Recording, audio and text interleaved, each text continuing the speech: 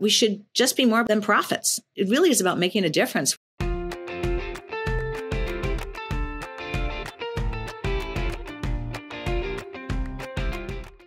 Hi, everyone. It's Kara Goldin at The Kara Goldin Show, and I'm so excited to have my next guest here.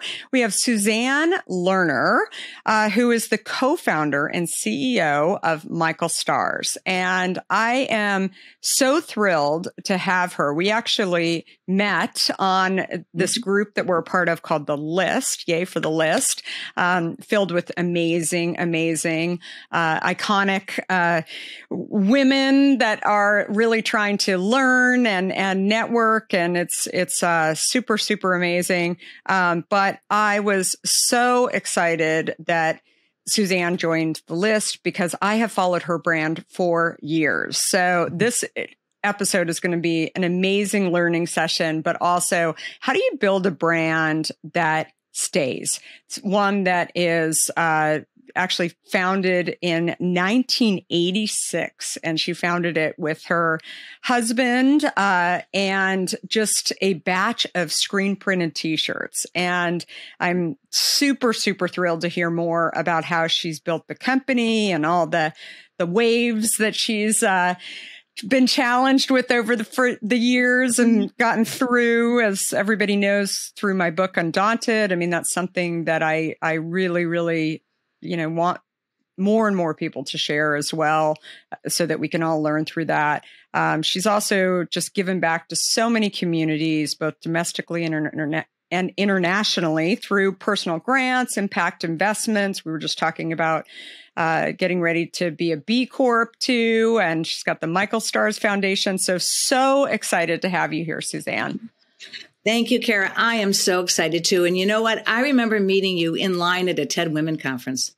We were standing, waiting to go in the door. And I said, "Hi, I'm Suzanne." And you said, "Hi, I'm Kara." And I knew about Hintwater. And it was really exciting to meet you then. I'll never forget that I met you in that line. And, I always say to people, connect up wherever you are. Your network is so important. True. It's great so to true. Connect with you on The List. Absolutely. Well, so talk to me a little bit about your childhood. Like, where did you grow up? Did you always know you were going to be an entrepreneur? How did you think about what you were going to end up doing? I don't think I thought about it. I grew up in a family of, I would say there were entrepreneurs. My dad was a road rep for jewelry lines. So he was on the road from Monday to Friday. My mom was a bookkeeper.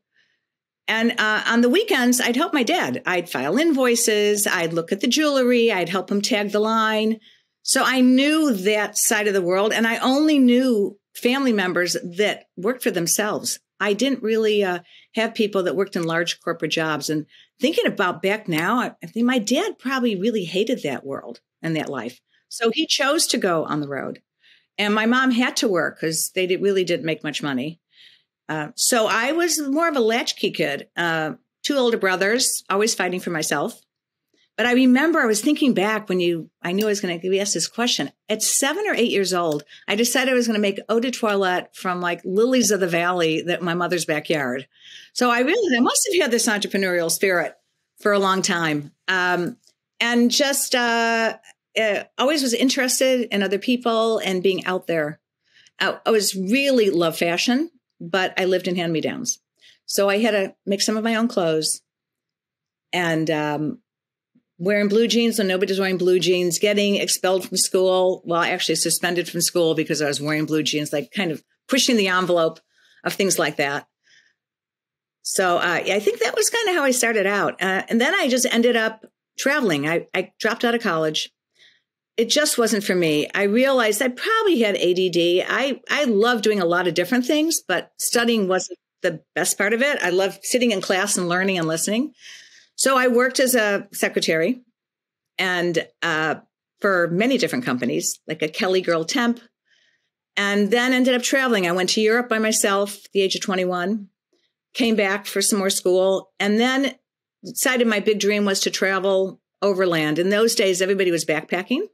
So I ended up in Australia working and then backpacked all the way through Southeast Asia, Thailand, Nepal, and ended up in India and meeting so many women along the way and working. I mean, I even worked for a German NGO in Nepal, in Bhaktipur, Nepal, typing for them for 2 weeks. It was so much money. It was $2 an hour. Like it helped me travel for another couple of months until I ran out of money. And then I met a really lovely Indian woman in a small shop in New Delhi, and we became friends. And I realized there were not a lot of women out there in business. It didn't strike me because I had always set out on my own. My mom was really kind of on her own. My aunt had a jewelry business. And she invited me to join a couple of other people in a clothing company, a fashion brand. I knew nothing about it. I loved my 17 magazines in Vogue when I was growing up, but I didn't really think of myself as a fashion maven or understanding. So I joined an English woman who was designing and living in Kabul, Afghanistan, a French-American guy who was the financier, and another guy who lived in Los Angeles who had an art gallery, and they were importing jewelry and sweaters from Morocco. And I said, okay, I'll do it. And I just said yes. What was the name of this brand? The name of the brand was Susie Wong. This was, I was Susie and Roger was Wong. So that's how we started our business and literally knew nothing. We had then Alain and Margaret, the designer and the backer, broke up and we were left with nothing but the idea for a business. And Roger and I looked at each other and I said, I met some people in Old Delhi that have this incredible line of clothing they export to Italy. And Roger said, fine. He took his credit card. We put it on the ticket. I called my parents and said, you did not pay for my college education. Will you lend me the money for this business? And I knew it was a lot of money for them to invest. It was $15,000. And they said, yes. They believed in me. So I got on a flight and I showed up in India and I walked up to 19 Chandni Chowk to the Sardar Silk Company and walked in the door and they said, Susie. And they said, we don't work with Americans, but we will work with. So they gave me samples and I went back to Los Angeles and we went out and sold them. And that's how it started. I would go back to India to check production. We did pretty well the first year, but then there were quota issues with customs that closed down the entire market from India for 2 months. And we had products sitting in that customs.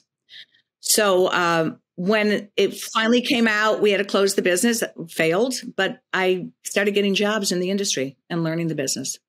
Wow. So I guess that was my college education. What do you think was your first big failure? What did you learn? Yeah. Like, what do you remember, like thinking back, as Steve Jobs used to say, like the dots eventually connect? Like, do you think that there were key points there that sort of made you feel, probably a lot of points, but what was like that one thing that you feel like was kind of the nail in the coffin? God, I was so young and unaware. It's really knowing everything about what you need to know. The reason why it failed is because I didn't understand that the quota was being counted when it came into America and that India was giving quota away and not keeping track. Mm-hmm. So I think it's knowing enough about your business and all the things around you and all the other companies around you that form part of your business, that you have to know everything as much as possible. I think that's so true. So Michael Stars, so you met this guy, yeah, right? In 1983, I stopped working for other big companies. I just was fed up. I really realized I needed my own business. And one of my old bosses that I reached out to on LinkedIn, he said to me, you are aggressively so smart, but so nice about it that you would have done a better job than the guys you reported to. He said, I will never forget you. I thought that was like a long time ago. And I started my own repping business, independent rep. And I did that for 3 years until I met Michael and continued that business into a national repping organization with 4 national showrooms, but started out in a 210 square foot showroom going on the road selling. And Michael Stars came about because I was sitting in my showroom and this guy walked in with screen printed sweatshirts. And I liked him, but I had just gone into business with someone. It was going to be difficult to take on another brand. But I kept thinking about it and thinking about it. And he really was a good salesperson. And eventually I got up the nerve to call him back to tell him I didn't want to rep the line, but I asked him on a date. I was 34. Oh my God. I mean, I don't know. We just like, I don't know what it was. And he was like, who is this? I just want somebody to rep my line. So we went out to dinner a couple of days later, and that was it. A week later, he had the artist put the screen, they weren't screen prints, they were hand painted on t-shirts. And I said, my God, I can sell these. So we put them up, and customers, like in the old days, it was Fred Segal and Barney's and Bloomingdale's, all the top brands, the Theodore's, the stores that some of them don't exist anymore, came in the showroom and bought them. So we just became this iconic brand. Every celebrity was wearing a printed t-shirt with a blazer over it. They were big and oversized, as the industry calls them, blanks. We didn't manufacture them. We bought them from the market, which so many entrepreneurs now are doing with their own t-shirt brands to get started. And that's how we started. We built it up, and in 2 years, it was just amazing. And then people were, oh, we like the prints, but. So we started just garment dyeing solid t-shirts and contracted with a family factory in Pennsylvania, who we used for many years, and produced everything in America. And at one point, we had 28 to 32 colors a season. My living room table was like covered with colors all the time. And I would go out and buy things I liked and were cute, and we'd create styles around it. And they were all one size. This became this iconic brand. And we had some incredible years of business. Incredible. And you had many celebrities. I feel like Madonna and so many people have worn Michael. Everybody was wearing Michael Stars t-shirts. It was fun. Yeah, it's just absolute. And I certainly bought my fair share, and my parents bought me my fair share back in the 80s for sure. It was the hottest, absolutely the hottest thing. So one of the things I like to ask people is, when you're building a business, everybody faces challenges. I'm constantly saying to wannabe entrepreneurs or even existing entrepreneurs who feel, like they've really failed and they can't move forward. And can you share a story about where you faced a super big challenge or failure along the way, and you felt like you lost your way in some way? I'd love to hear it. And also what you learned from that experience too, because I think that it's about getting back up, right? And it's about figuring out ways to deal with it. So many challenges in life over a period of time for a business of 35 years. But the most impactful one, I think, was Michael being diagnosed with prostate cancer. And we had run the business together for many, many years. And we decided we weren't going to tell anybody. And it had progressed too far to be taken care of. So we just figured we're going to carry on. And for about 2 years before he passed away, I started working more and more in the company every single day, because I had been more in the showrooms along with the merchandising, and slowly getting people to kind of know who I were a little bit more, because they hadn't really seen me around as much, as Michael was always such a big presence. And he was such a big presence in our company, such a strong personality. And then he passed away, and I just kind of just went back to work.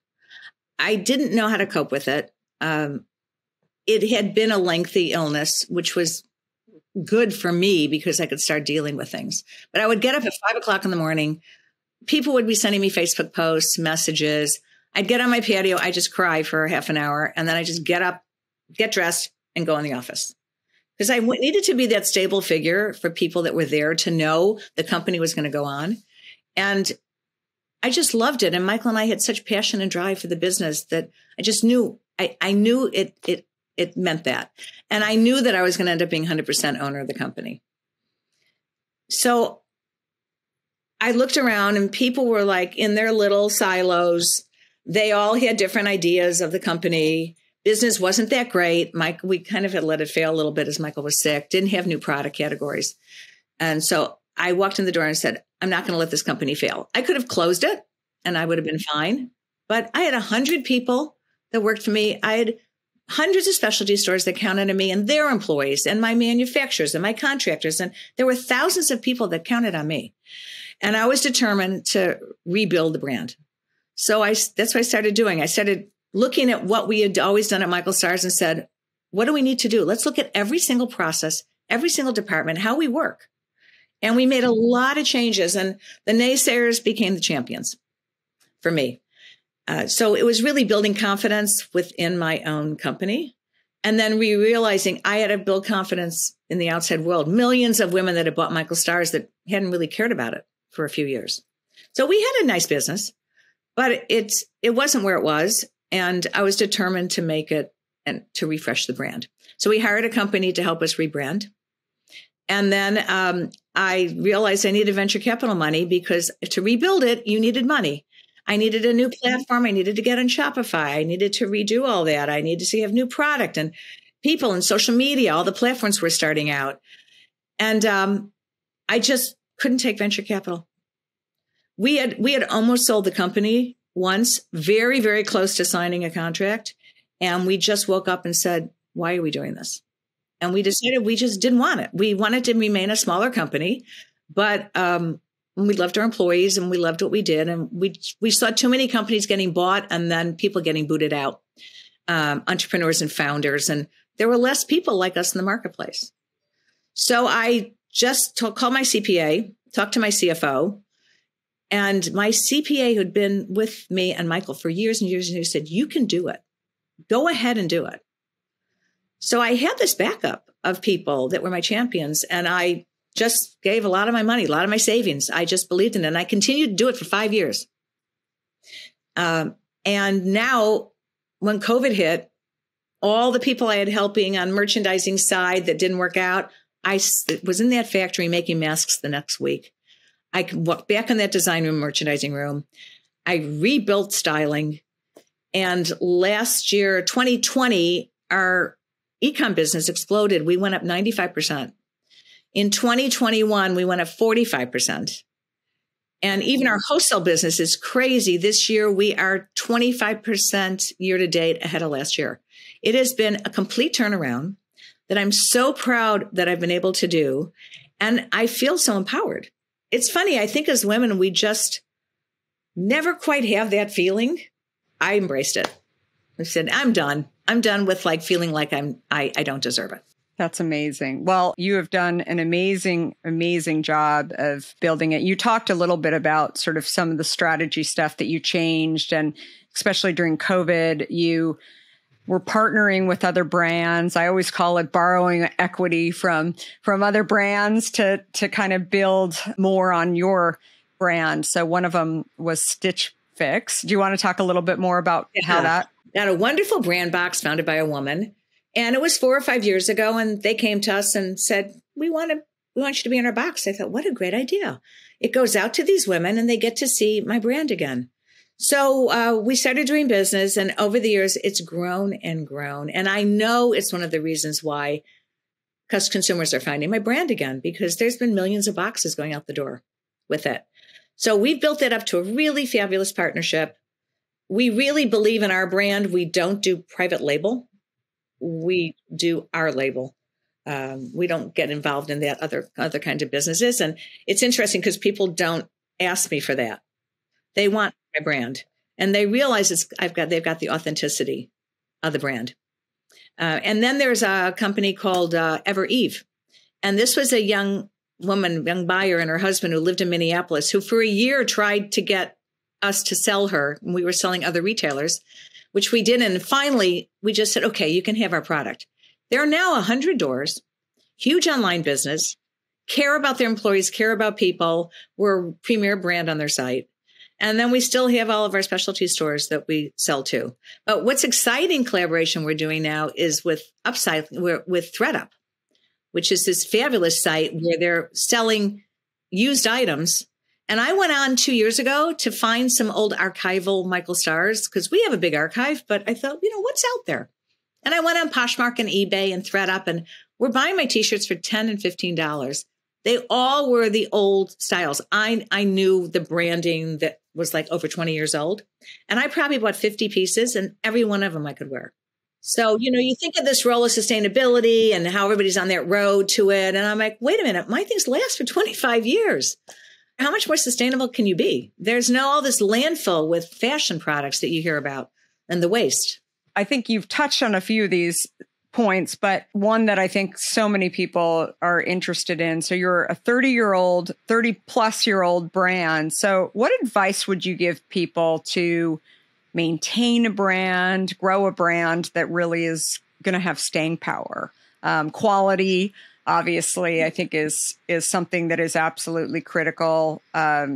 You also touched on just getting to know your consumer, because that consumer will change over time too, and new trends, new partnerships, et cetera. But what else would you say? Yeah, I mean, everything you're talking about is so important. Definitely knowing my customers. And I still attend trade shows because it's nothing like talking to a buyer. I still walk into specialty stores that carry my product, talk to people who approach me. I think knowing who you're selling to is the number one thing you should be thinking about, because it's not what you think is going to be in the market. It's what they're going to want to see in the marketplace. It's so true. That's really key. And making sure the product is on brand. And for me in fashion, on trend. We don't really produce trendy fashion that'll go out of style quickly, like fast fashion. But people want to follow. When animal prints are in, they want to see an animal print from Michael Stars. And when joggers were happening in tie-dyes, we were the first on the market, one of the first people in the market with it. And actually what's so great is when COVID hit, on our site were plenty of lounge outfits, and business just kind of exploded because everybody was looking to buy clothing to wear at home. And the other thing is that I think a lot of women were doing their own laundry. They might have used to be going out to work and having somebody help them. So true. And all of a sudden they were home doing their laundry and like, whoa, Michael Stars, throw it in the washer and dryer. I can look great on a Zoom call. And it's great for young mothers because with the baby's stuff all over, they can just throw it in the washer and dryer. So that I think is really key. You and I were talking for a few minutes ahead of time about some of your philanthropic work and your belief that as an entrepreneur, being really, you have a louder voice in many places, or you can have a louder voice. And you've been an activist, a philanthropist. So tell me how all of that sort of fits together. I realized that Michael Stars has a mission, and it's not just producing great t-shirts that make people happy, because we did realize in the end, wow, we really make people happy. They love when they come up to me and say, Michael Stars. Oh my gosh, I guess it's a happiness factor there. But besides that, I can talk to people. I can communicate. I can build a bigger community to talk to them about what I do, what our foundation does, and talk about the issues that I think are really important to save our world. You know, just equality for women. 70% of people think that we are in the Constitution and that we have total equality with men, and do not understand that we just have some laws that are protecting us. So there's nothing protecting us. So that's one of the things. And then supporting all of these small organizations of women-led nonprofits that do such amazing work in our communities and around the world, you know, whether it's voting rights or reproductive rights or just helping out in their communities, mentoring kids, all of those things, people don't know where to go to be able to do it themselves. So I realize I can bring my passion and my experiences in those worlds, like going to Haiti after the earthquake and being able to mentor young women and help them find their passion. Because everybody's so busy. They've got kids. They're running around. They're working 2 jobs. And how do they find things that they're interested in and issues they're interested in? It's through social media now. They don't pick up a newspaper to read anymore. So trying to work with our authentic influencers, too, who care about the issues that we care about, and promoting the foundation. So it's been exciting place to be, and realizing the future lies in that. Like I just believe a brand should be more than just a brand. I mean, you should bring your business acumen into it, but we should just be more about than profits. I mean, it really is about making a difference. We can be change makers through our companies. 1000% believe that as well. So tell me and the listeners how we can follow you and Michael Stars' progress and everything that you're doing. Well, you can find us on Instagram at Michael Stars, and also Michael Stars Vintage, which is those old t-shirts that we brought back again. Suzanne _Lerner. And we're offering a discount to all you people who listen to Kara's podcast, which I think will be in the notes to help you purchase your your newest Michael Stars product. And I'm so happy to be on this call with you, Kara. You are phenomenal. I'm so impressed and just finished reading your autobiography, your book. It's so great. I just recommend anybody going out and reading it. It's an important book to read if you're an entrepreneur. Well, I think yours is going to be next. I have a feeling. So it's, you have so many stories that I think are really, really important for people to hear. And more than anything, people to hear these stories to know that they can do it too. So it's, I really, really thank you for coming on and giving us a little bit of a taste for it. And thank you everyone for listening. A huge thank you to Suzanne. We are here every Monday and Wednesday. And don't forget to subscribe to the Kara Goldin Show so you're not missing out on any episodes, and give this episode and all episodes a 5-star gold rating. It just helps the algorithms to recognize that we're out there, and get the latest from me daily on all social channels at Kara Goldin with an I. And a shameless plug, Suzanne mentioned it, but my book, if you haven't picked up a copy of Undaunted, Overcoming Doubts and Doubters, I share my story of mostly journey of building Hint, but a little more in there. I think you'll really get to know me and my family as well, just by reading or listening to the book on Audible. And last but not least, hopefully you'll pick up some Michael Stars clothing and drink some Hint as well. You can get that in stores and online. And thanks everyone for listening. Goodbye for now.